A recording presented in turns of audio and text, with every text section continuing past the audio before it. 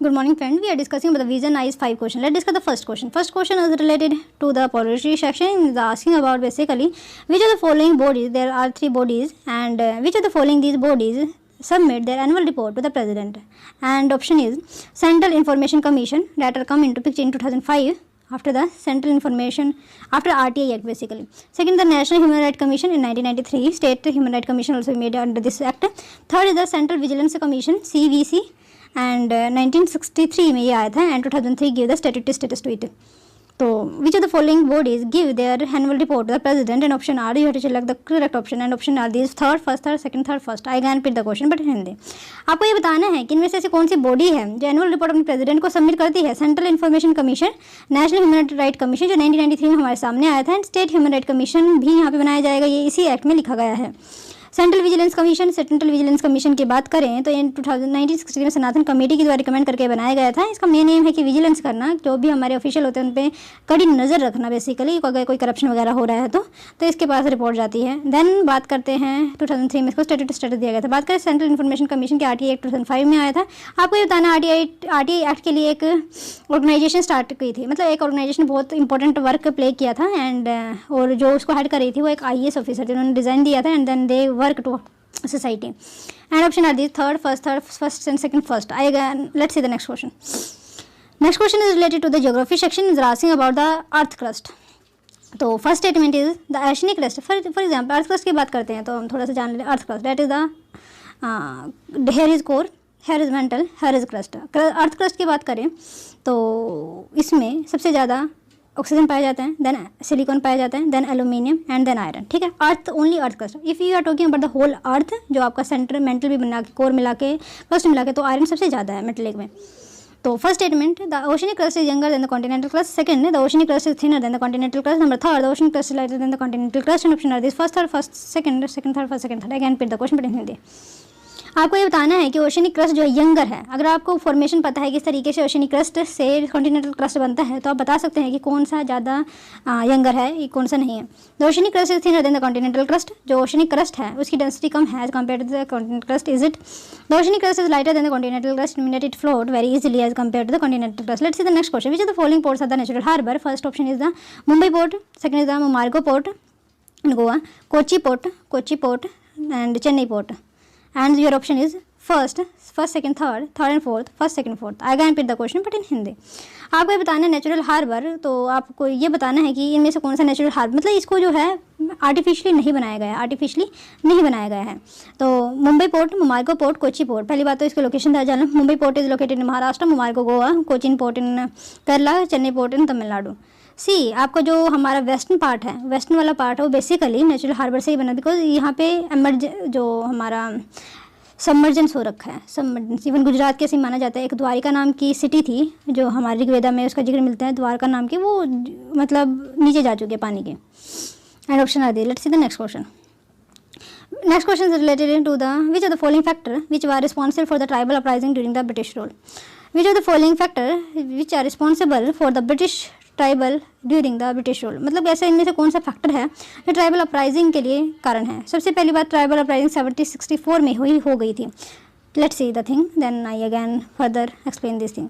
First, British introduced a new system of land revenue and taxation. Second, influx of the Christian missionaries into the tribal area and they are registered toward this because their culture is changing now. Third, the British introduced a money lender, trader and revenue fireman as a middleman and they exploit the tribal basically. And your option is first, third, second, third, first, second, third. I again repeat the question. आपको ये बताना है tribal uprising हुई थी हमारे British rule में, उसका reason क्या था. What is the factor responsible for the tribal uprising during the British rule. First is the new system था जो वो नहीं जानते थे, उन सिस्टम को लागू किया गया था एंड जो होल प्रोसेस थी वो बहुत ज़्यादा कॉम्प्लेक्स हो गई थी. सेकंड है क्रिश्चियन जो आउटसाइडर है बेसिकली वो आना स्टार्ट हो गए थे. Number third, British money lender जो है, trade and revenue farmer as middle man जो है वहाँ पे स्टार्ट कर दिए थे खड़ा होना, जो बहुत ज़्यादा एक्सप्लॉइट करते थे ट्राइबल को. Let's see the next question. Next question is related to the economic section. They're asking about the what is the characteristic feature of the recession. Recession का क्या characteristic feature. Number first, if the general fall in demand. First, second, high inflation. Third, foreign employment rate. And option are these. First, second, first, third, first, second. I can repeat the question. Recession के कौन सा feature नहीं है. General foreign demand क्या recession का feature है. Second, high inflation क्या ये रिसेशन का फीचर है. फॉरेन एम्प्लॉयमेंट रेट अगर होता है क्या ये रिसेशन का फीचर है. तो आपको ये बताना है कि कौन सा सही है यहाँ पे. नोट करेक्ट पूछा। Let's see the first question, which of the following report जो है प्रेसिडेंट को सबमिट कराता है। बात करते हैं CIC, क्या ये रिपोर्ट जो है प्रेसिडेंट को सबमिट कराता है, या फिर national human right commission CVC। तो NHRC जो है सेंट्रल गवर्नमेंट को सबमिट कराता है, सेंट्रल गवर्नमेंट नॉट पार्लियामेंट।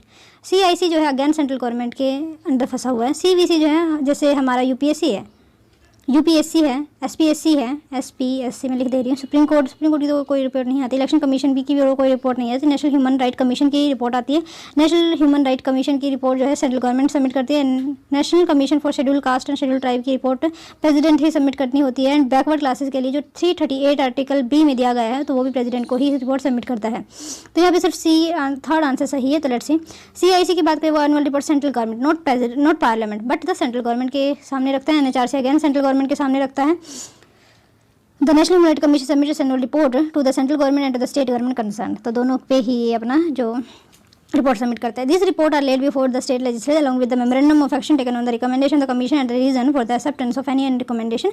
तो इससे एक रीज़न बन जाता है कि जो हमारे अपोजिशन है उसको काम मिल जाए कि किस तरीके से गवर्नमेंट ने काम किया है या नहीं। Among the given board is the CVC जो अपनी रिपोर्ट जो है प्रेसिडेंट को सबमिट करता है। Let's see the next question. बात करते मैंने बताया भी था आपको कि जो हमारे वेस्टर्न है, जो लैंड ऑफ सबमर्जेंस बोला जाता है, वहाँ पे अच्छा नेचुरल पोर्ट हार्बर बनने की चांसेस है, क्योंकि वहाँ पे नीचे एक प्लेस मिला हुआ है, मतलब एक जगह है जहाँ पे पोर्ट ढंग से आ जा सकते हैं। तो मुंबई पोर्ट ठीक है, मुमार्गो पोर्ट गोवा में, कोची पोर्ट केरला में, चेन्नई पोर्ट यहाँ पे गलत हो जाएगा। तो first second third is the correct answer. Let's see the explanation. Mumbai एक natural harbour and biggest port हमारी कंट्री है। This port is situated closer to the general route from the Middle East Mediterranean country. तो North Africa से North America, Europe, जो हमारा western world है, उससे हम इस मुंबई पोर्ट से ट्रेड कर पाते हैं। मुमार्गो पोर्ट की बात करें तो वो जुराई ईस्चुरी के द्वारा बनता है एंड गोवा में स्थित है। ये जो है 1961 में हैंडलिंग आयरन और एक्सपोर्ट जापान में यहाँ से ही एक्सपोर्ट किया जाता है। Even 40% of the export is going from this port to the Japan in the and it is very quite important for the iron ore exportation. Next is the Kochi port. Kochi port situated in the Vembanad Kayal, याद रखिएगा, जिसको हम queen of Arabian सी भी कहा जाता है, एक natural harbour है। ये पोर्ट जो है एडवांटेज लोकेशन है जो हमारे स्वेज कोलंबो रूट को जोड़ता है। स्वेज कोलंबो मतलब श्रीलंका के रूट को जोड़ता है स्वेज कोलंबो। चेन्नई पोर्ट की बात करें तो ये एक ओल्डेस्ट पोर्ट है पहली बात तो। ये ईस्टर्न कोस्ट पे सिचुएशन है और ये आर्टिफिशियल हार्बर जो 1859 में बनाया गया था। ये जो है लार्ज शिप को हैंडल करने के लिए सुटेबल नहीं है because of the shallow water near the coast, so that's why it is not good to handle the large export. Let's see the next question. Which of the following factors were responsible for the tribal uprising? I think तीनों reason सही है. Yes. The colonial administration ended with the relative isolation of the tribal. तो first reason था British recognized the tribal chief as जमींदार, तो जिसकी वजह से revenue taxation system different ही हो गया था. Second है influx Christian missionaries का इन tribal areas में बहुत ज़्यादा बढ़ गया था. Starting में उन्होंने resist किया, लास्ट में आके उन्होंने हार मानी बिकॉज कि ये रुक नहीं रहा था, इनकी ज़्यादा चल भी नहीं रही थी. तो what we have to do is just to console ourselves कि yes we have to adapt. Number third की बात करें तो ब्रिटिश इंट्रोड्यूस की large number of money lender, trader, farmer, revenue farmer as middle man among the tribal. ये middle man जो है chief instrument थे ट्राइबल पीपल के, वो tax of the colonial economy and exploitation. तो ये इनके ज़रिए जो है ब्रिटिश गवर्नमेंट हमारे को एक्सप्लॉइट करती थी, बल्कि ट्राइबल को एक्सप्लॉइट करती थी, हमारे ही आदमी को यूज़ करते. Let's see the next question. Which of the following is not the feature of the recession. तो जनरल अगर डिमांड कम होना स्टार्ट हो जाती है तो येस ये रिसेशन का फीचर है. एम्प्लॉयमेंट फॉल आना स्टार्ट हो जाता है तो yes that is the feature of the recession. But जो आंसर नहीं है वो हाई इन्फ्लेशन, तो सेकंड आंसर यहाँ पे सही हो जाएगा. Let's see the explanation. Recession एक मैक्रो इकोनॉमिक टर्म है जिसमें हम ऐसा माना जाता है अगर डिक्लाइन होना स्टार्ट हो जाता है economic activity in a region it had typically 2 consecutive quarter में अगर ये इकोनॉमिक डिक्लाइन होना स्टार्ट हो जाता है तो हम उसको रिसेशन की टेक्निकल टर्म में बोल दिया जाता है. It is a mild form of depression. What is the recession is? It is a type of mild form of the depression. General fall in demand is the economic activity take downturn. Low inflation which showing further sign of falling down. Number third, fall in employment that also be the considered that it is going toward the recession. Price cut by the industries to sustain the business that also be the part of the recession. Let's see the next question. Let's not the question but a type of revisionary things that are given by the vision. तो NASA ISRO synthetic aperture radar, तो निसार के बारे में हम यहाँ पे discuss करने वाले हैं कंप्लीटली इन हिंदी. इसरो ने S band synthetic aperture radar बनाया है और शिप किया है नासा को for integration with the L band payload ताकि डेवलप किया जा सके निसार सैटेलाइट को. सार की बात करें बट सार that is the synthetic aperture radar. ये एक टेक्निक है जिससे हम प्रोड्यूस कर सकते हैं fine resolution of images from the limited radar system. अगर आपसे ये पूछ लिया जाए मान लीजिए अगर फार फर्दर कोई स्टार है तो हमें कितने लेंस चाहिए इस टेलीस्कोप में ताकि इसको ढंग से देख पाए, तो ये याद रखें 2 कन्वेक्स लेंस, एक यहाँ पे होगा एक यहाँ पे. एक आप जहाँ से देख रहे हैं आई पे और एक यहाँ पे जो एक इसके लाइट को जो कन्वर्जेंस है, कन्वर्जेंस का यहाँ पे कन्वर्ट हो गई अगेन से इस तरीके से इमेज बना लेगा। लेट्स से अबाउट नीसार क्या है, ये एक अर्थ ऑब्जर्विंग मिशन है, किसका, इसरो का और नासा का। ये लॉन्च किया गया है 2022 में, कहाँ से लॉन्च किया जाने वाला है, सतीश धवन स्पेस सेंटर से श्रीहरिकोटा आंध्र प्रदेश में, कहाँ पे, नियर पोलर ऑर्बिट। ये एक ज्वाइंट मिशन है, किसका, NASA will be responsible for designing development of L band SAR 12 metre unfurlable antenna GPS system and data recorder. ISRO जो है रिस्पॉन्सिबल है किस चीज़ के लिए, डिजाइनिंग के लिए, डेवलपमेंट के लिए, एस बैंड सार स्पेस क्राफ्ट बस data transmission system, space craft integration and testing launching using GSLV and on orbit operation. What is its aim and objective of NISAR mission? Design, develop, launch of dual frequency radar imaging satellite.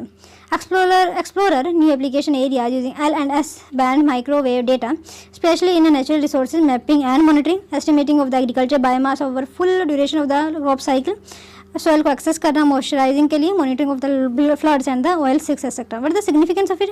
It will track subtle changes in earth surface, spotting warning sign of the imminent volcanic eruption, monitor ground water supplies and ice melting days et cetera. Because of its precision radar can penetrate clouds and darkness, which mean that it will collect data day and night in any weather. It will allow for further better understanding the cause and consequences of land surface challenges, increase our ability to change resources and preserve for cope with the global changes.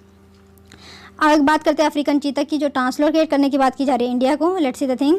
An expert committee बिठाई गई थी ministry of environment forest and climate change. उन्होंने कहा है कि हम कुनो Palpur national park जो हमारे मध्य प्रदेश में पड़ता है वहाँ पे इसको ट्रांसफ़र करेंगे. किसका डिसीजन है? Ministry of environment forest and climate change का. Park is a part of the Kuno Palpur wildlife sanctuary, जो किसका पार्ट है?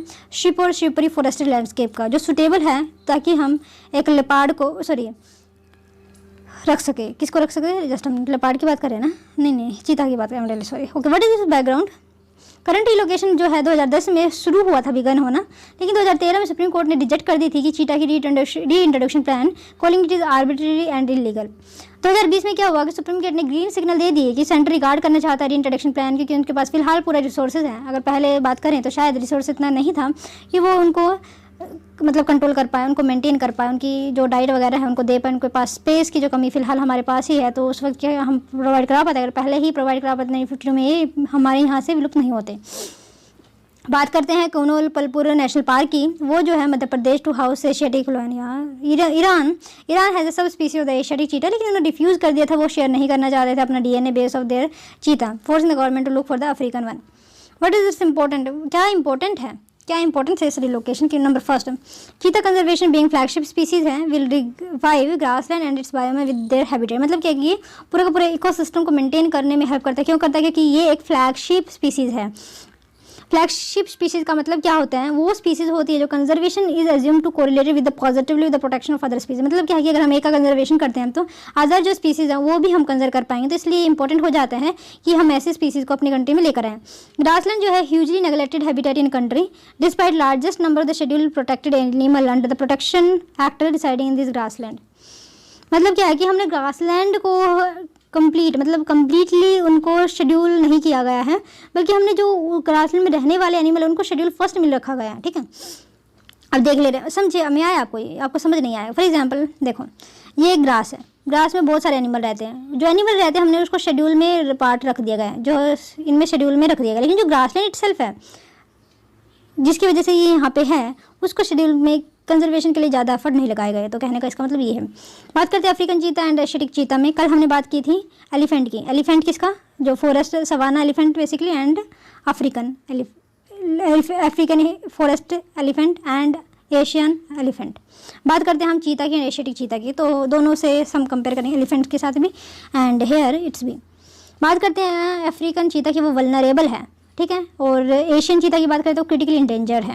कल हमने बात की थी एलिफेंट की. तो अफ्रीकन एलिफेंट जो है वो आपका कैटेगरी में आता, फॉरेस्ट वाला था, क्रिटिकली इंडेंजर्ड, और वैसे जो सिंपल था पहले वो वल्नरेबल था, फिलहाल इंडेंजर हो गया. बात करते हैं एशियन एलिफेंट की भी, वो इंडेंजर की कैटेगरी में स्टार्टिंग से ही है. हैबिटेट की बात कर ले, अफ्रीका में पाया जाता है, वो भी हमारे वेस्ट अफ्रीका में पाया जाता है फॉरेस्ट वाला, जो उनका सिंपल वाइल्ड में कह सकते हैं. At the same point of time जो सवाना फॉरेस्ट वो आपका हर जगह पाया जाता है. और हम बात करते हैं हम यहाँ एशियन चीता की, वो 70 से 50 फाउंड इन ईरान एंड चीता was declared extinct in India in 1952. Physical character Asiatic cheetah जो है मच स्ट्रोंगर है, लेकिन वहाँ पे एलिफेंट जो है टस्क वाला पाया गया था अफ्रीका में, लेकिन हमारे यहाँ पे जो टस्क ज़्यादा नहीं थी, फीमेल की तो होती ही नहीं है, मेल में पाए जाते हैं। एंड वो स्मॉल भी थी, उनके कान भी जो अफ्रीका वाले के बड़े थे, लेकिन यहाँ पे एशियाटिक चीता जो स्ट्रोंगर है, फास्टर देन अफ्रीकन चीता।